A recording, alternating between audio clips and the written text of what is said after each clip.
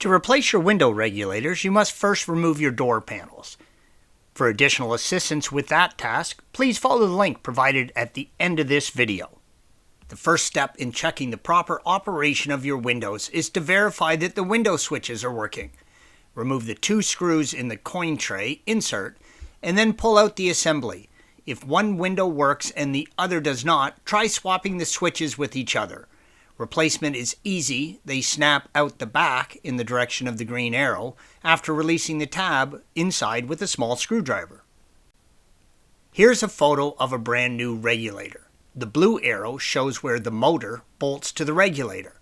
The white arrow points to where the lower edge of the window mounts to the regulator. The orange arrow shows the adjustment tightening screws for the window clamps. The purple arrow shows the height adjustment points for the window. Shown here is the procedure for the window removal. Raise the window all the way up and stick a screwdriver in the door latch mechanism to trick the car into thinking the door is fully closed. This will keep the window in the top elevated position. Pry off the rubber plugs that cover the access holes indicated by the green arrow. Loosen but do not remove the 2 window clamping screws, yellow arrow. Finally, pull the window up and out of the door, purple arrow. Removal of the window motor is fairly easy. Disconnect the electrical harness connection, blue arrow. Then remove the 3 nuts that hold the motor to the door. Push the motor into the door and pull it down so that you can access the studs that you just took the nuts off of. Remove the 3 studs, purple arrows shown one of them. They are what hold the motor and the regulator together. Finally, pull the motor off the regulator. Insert photo upper left. With the motor disconnected and detached, removal of the regulator is a snap. Disconnect the 4 mounting points for the regulator, green arrow, and it should slide out of the lower part of the door. On the very bottom surface of the door, you need to remove the 2 inner door plugs to reveal the mounting nuts, orange arrow. Window adjustment can be a bit tricky. Image A. Trick the door into thinking it's closed by putting a short screwdriver into the lock mechanism. The window should raise about 12 mm. B.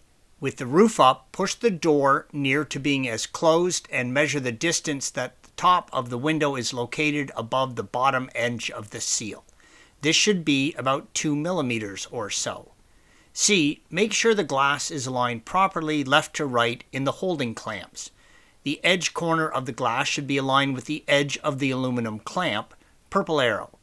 To align the left-right angle of the window, use the slot indicated by the green arrow.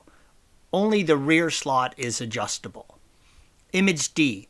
Check the distance that the window sits into the seal by using a small piece of post-it note affixed to the window. Open the door and measure the distance from the top post-it note to the top of the window. This should be about 4 mm. E. Adjust the window height by removing the outer plugs in the bottom of the door and using an E6 torque socket to turn the stopper. Counterclockwise will equal a higher window. Image F.